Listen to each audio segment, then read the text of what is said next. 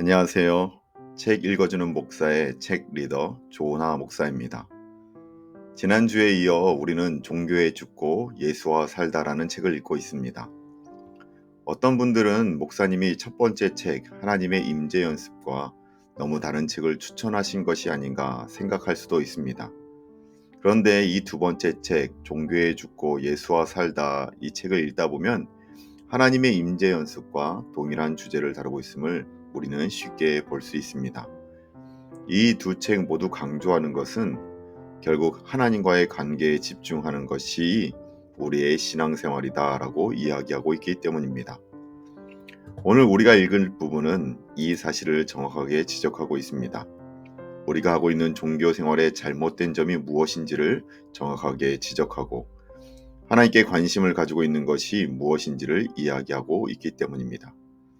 오늘 이 종교에 죽고 예수와 살다라는 책을 통하여 정말 우리 신앙생활의 잘못된 부분을 찾아내고 하나님께서 우리 신앙생활에서 강조하고 계신 것이 무엇인지를 발견할 수 있기를 소망합니다.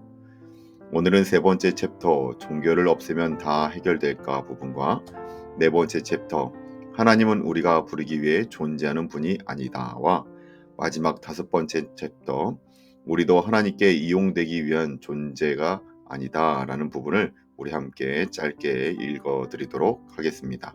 그러면 우리 함께 책을 나누도록 하겠습니다. 챕터 3 종교를 없애면 다 해결될까? 종교가 아니라 우리가 문제다. 열병을 치료한답시고 두개골에 구멍을 뚫던 중세 의사들처럼 종교 자체는 인류의 감염 문제는 전혀 해결되지 못하고 오히려 병세를 더 악화시키곤 한다. 실제로 종교는 꽤 나쁜 성적을 거두었고 그로 인해 많은 사람이 종교를 없애는 것만이 답이라는 결론에 이르렀다.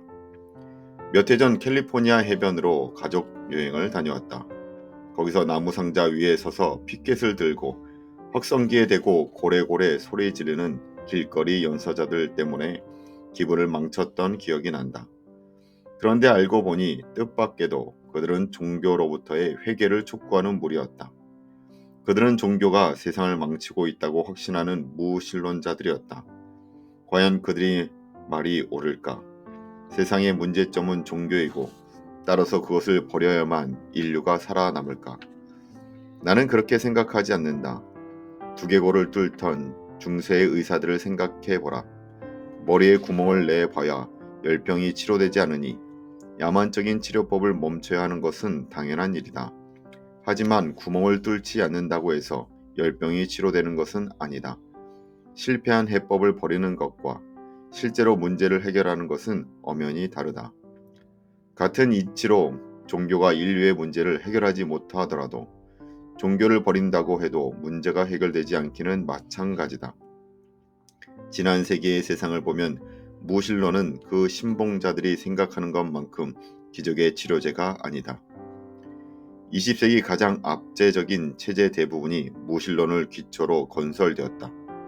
스탈린의 소련과 모태동의 중공, 캄보디아의 크메르 정권, 지금까지도 지속되고 있는 북한은 모두 살인적인 무신론 정권이다. 물론 종교적인 사람들도 끔찍한 악을 저지르곤 한다.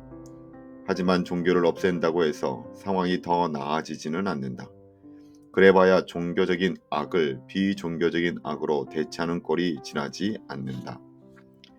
하나님의 이름으로 살인을 자행하는 자들이 있지만 지난 세기를 돌아보면 정치나 국가, 철학, 경제적 이권의 이름으로 벌어진 살인도 그에 못지않게 많다. 종교가 문제가 아니다. 바로 우리가 문제이다. 실제로 무신론자로 살고 있다. 최근 65개국에서 여론조사를 벌인 결과에 따르면 확실한 무신론자는 11%밖에 되지 않는다고 한다. 불과 3년 전에 13%에 비해 꽤 내려간 편이다. 하지만 꼭 그렇지만도 않다. 하나님의 존재를 인정한다고 해서 꼭 그분께 헌신한다는 뜻은 아니기 때문이다. 스스로 종교적으로 여긴다고 해서 꼭 그의 가치관이나 삶이 신앙적인 것은 아니다. 여전히 실질적 무신론자로 살아갈 수 있다. 무신론자가 아니더라도 얼마든지 무신론자처럼 살 수 있다. 실질적 무신론의 또 다른 이름은 이신론이다. 이신론은 하나님이 존재하고 우주를 창조하셨지만 더 이상 인간사에 관여하시지 않는다고 말한다. 많은 사람이 이런 신관을 배우며 자랐다.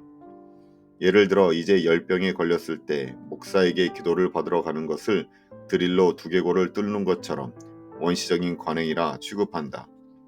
이제는 다들 약국이나 병원을 찾아간다. 우리는 미신적인 종교행위, 의식, 제사, 도덕으로 세상을 통제하려고 하지 말고 검증된 원칙과 공식, 자연 법칙에 관한 지식으로 세상을 직접 통제하려고 배우며 자랐다. 과학은 하나님과 종교를 일상에서 몰아냈다. 하나님을 멀리서 관찰만 하는 설계자로 보는 시각은 주일에만 그분께 예배하고 월요일부터는 그분이 계시지 않는 것처럼 살아가는 사람이 그토록 많은 이유를 설명해 준다.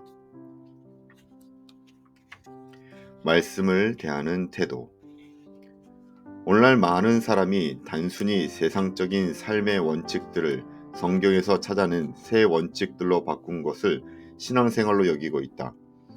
그들의 삶의 원칙을 알려주신 하나님께 감사할지는 몰라도 그들에게 하나님 자체는 방관하는 설계자에 불과하다. 그들의 삶에서 하나님 자체는 여전히 선택사항 정도로만 남아있다. 과학이 발전하고 종교에서 미신적인 요소가 떨어져 나가고 있지만 이전 세대를 괴롭히던 결핍과 추악함, 불의가 여전히 우리를 괴롭힌다. 그리고 그에 대한 반발로 종교를 아예 버린 곳에서는 세상이 더 악화되고 있다.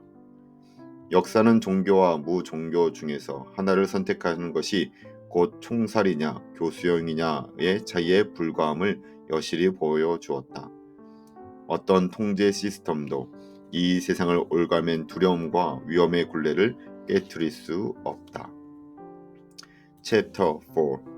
하나님은 우리가 부리기 위해 존재하는 분이 아니다. 나를 똑 닮은 하나님을 만들어내다.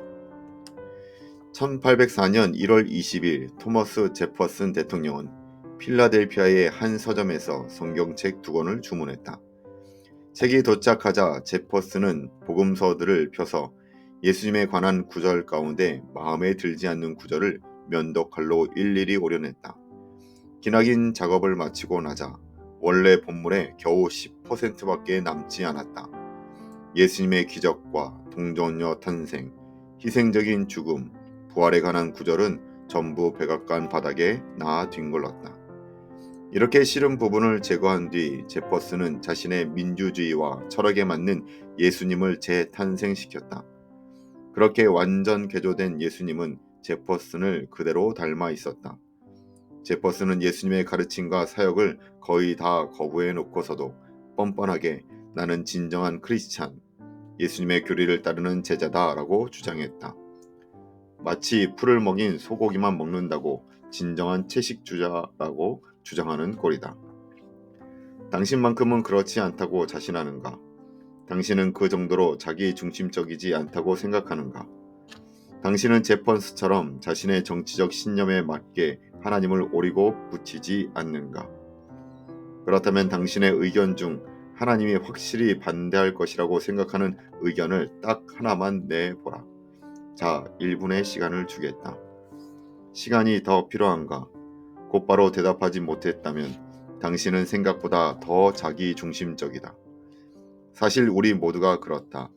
앞서 말했듯이 종교가 매력적인 것은 우리에게 이 위험한 세상을 통제하는 것 같은 느낌을 제공하기 때문이다. 하지만 그 느낌은 하나님이 나처럼 보이고 행동하고 생각하고 판단할 때만 유지된다. 따라서 하나님이 나처럼 보이지 않으면 그분을 오리고 붙이는 개조 작업이 필요하다. 우리가 그렇게 하는 것은 통제력을 잃을까봐 두렵기 때문이다.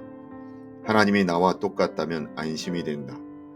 통제권이 여전히 내 손 안에 있다. 세상과 그 세상을 통제하는 하나님을 내가 훤히 읽고 있고 나 자신을 바꾸지 않아도 된다. 하나님이 나와 다르다면 심히 곤란하다. 그런 하나님은 내게 변화를 요구할지도 모른다. 대부분의 사람들은 이런 종류의 종교를 원하지 않는다. 내가 왕이다. 소비주의 종교에 졌다. 그렇다면 사람들은 어떤 종류의 종교를 원하는가? 노스캐롤라이나 대학 한 연구팀이 10대 아이들의 믿음을 조사한 결과 이 질문에 대한 답을 알아냈다. 연구 결과에 따르면 오늘날 대부분의 청소년들은 하나님을 신적 집사와 우주적 치료사의 조합으로 보며 하나님을 영화롭게 하거나 순종을 배우거나 남들을 섬기는 것이 아닌 자신의 행복에 주된 관심이 있다고 한다. 연구팀은 10대들이 이런 종교를 원하는 것은 바로 부모들이 이런 종교를 실천했기 때문이라는 결론을 내렸다. 현대인들은 자신이 원하는 것을 해주고 자신의 문제를 해결해주며 자신의 목표를 이루도록 도와주는 신을 원한다. 우리는 마치 개인 트레이너나 자판기를 이용하는 것처럼 하나님을 이용하려고 한다. 다시 말해 우리는 다른 모든 것과 마찬가지로 종교도 소비자의 시선으로 바라본다. 내 우상을 섬기는데 하나님이 필요해. 우리의 바람은 문제가 아니다. 순서가 문제다. 뭔가를 하나님보다 더 바라면 설령 그것이 좋은 바람일지라도 두 가지 상황이 벌어진다. 첫째, 우리가 가장 원하는 것, 즉 우리의 궁극적 관심사는 결국 우리의 신이 된다. 창조주가 아닌 다른 것이 우리의 삶의 중심을 차지할 때 그것을 우상이라 부른다. 우상 숭배라고 해서 거창하게 생각할 필요 없다. 창조주가 아닌 창조된 것을 숭배하는 것은 다 우상 숭배다. 둘째, 하나님이 우리의 우상을 섬기기를 바라게 된다. 탕자가 방탕한 삶의 자금을 마련하기 위해 아버지를 이용했던 것처럼 말이다. 하지만 우주의 창조주는 우상을 쫓는 꿈에 기꺼이 부역하는 노예가 아니다. 예수님은 이렇게 말씀하셨다. 아버지나 어머니를 나보다 더 사랑하는 자는 내게 합당하지 아니하고 아들이나 딸을 나보다 더 사랑하는 자도 내게 합당하지 아니하며 이는 가족처럼 좋은 것을 궁극적인 것으로 삼으려는 우리의 악한 성향을 경계하신 말씀입니다. 계속해서 예수님은 부와 안락, 명예의 우상도 경고하셨다. 이 중에 나쁜 것은 하나도 없다. 오히려 하나같이 매우 좋은 것들이다. 하지만 이것들이 하나님보다 더 중요해져서는 안 된다. 하나님을 이용한 제품으로 소개하는 것은 소비주의 문화에서 종교가 사람들에게 다가가기 위한 손쉬운 방법이다. 그리고 하나님을 우리의 형상대로 재창조하면 우리가 그토록 갈망하는 통제력이 잠시나마 우리의 손에 들어온 것 같은 착각이 든다. 하지만 이런 접근법은 사실상 하나님이 아닌 우리 자신을 숭배하는 것에 불과하다. 챕터 5. 우리도 하나님께 이용되기 위해 존재하는 것이 아니다. 나 없이는 아무것도 할 수 없는 신. 우리의 목표를 위하여 하나님을 이용하지 말고 우리가 하나님의 목표를 위해 쓰임받아야 한다고 주장하는 목소리도 그에 못지않게 높다. 얼핏 옳은 말처럼 들린다. 아니, 더없이 독실하게 들린다. 솔직히 자신을 우주의 중심에 놓는 것은 지독한 교만이지 않은가? 진정한 종교라면 더 높은 소명을 위해 희생하고 헌신해야 마땅하지 않는가? 스포트라이트는 우리의 꿈이 아닌 하나님의 사명을 향하여 마땅하지 않는가? 사명이 정확히 무엇이냐를 두고 종교마다 의견이 다르지만 대체로 하나님이 시작해서 이제 그분의 종들이 인생의 최우선 과제로서 수행하는 위대한 역사를 지칭한다. 그런데 종교는 모든 사람을 이 사명과의 관계에서 본다. 사명에 목숨을 바친 사람들은 추앙을 받는 반면 덜 거룩한 일에 한눈을 파는 사람들은 비판을 받거나 은근히 손가락질을 당한다. 많은 종교적인 사람들이 소비주의라는 우리 문화의 우상을 제거한다는 명목으로 사명주의라는 또 다른 우상을 끌어들였으니 아이러니가 아닐 수 없다. 결국 그들은 더 심한 이교도로 전락했다. 남도 속이고 자긴도 속으나 아버지는 아신다. 지난 장에서 우리는 아버지의 재산을 허랑방탕하게 탕진한 이기적인 아들의 이야기를 살펴보았다. 이 아들은 하나님이 우리의 목적에 사용되기 위해 존재한다는 종교적 소비주의를 상징한다. 그런데 이야기는 여기서 끝나지 않는다. 아직 나머지 절반의 이야기가 남아있다. 예수님의 이야기에는 또 다른 아들이 등장한다. 그런데 그는 동생과 전혀 다른 인물이다. 적어도 표면적으로는 그렇다. 형은 동생과 달리 순종적이고 믿음직하다. 여러모로 보나 착한 아들이다. 하지만 알다시피 외모만 보면 속기 십상이다. 바나가가 집으로 돌아오자 아버지는 잔치를 연다. 이에 큰 아들은 볼멘 소리를 한다. 아버지, 저는 이제껏 아버지를 섬겼습니다. 아버지가 시키는 대로 군말 없이 다 했습니다. 그런 저한테는 한 번도 잔치를 열어주시지 않더니 도박과 청기한테 아버지의 재산을 탕진한 녀석한테는 성대한 잔치를 여시다니요.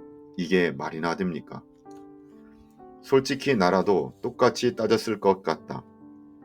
하지만 이 아들은 예수님 이야기에서 이상적인 등장인물이 아니다. 오히려 예수님은 이 착한 아들을 못된 아들보다 더 엇나간 탕자로 제시하신다. 큰아들은 우리가 하나님께 쓰임받기 위해 존재한다는 종교적 행동주의를 상징한다. 큰 아들이 어디에서 자신의 가치를 찾는지를 보라. 그는 아버지를 위해 살았고 그런 섬김에 맞는 보상을 기대했다. 두 아들의 궁극적인 동기를 보면 실제로는 둘이 얼마나 똑 닮았는지 알 수 있다. 둘 다 아버지와의 관계에는 눈꼽만큼도 관심이 없다. 오로지 아버지에게서 받을 것만에 눈독을 들이고 있다.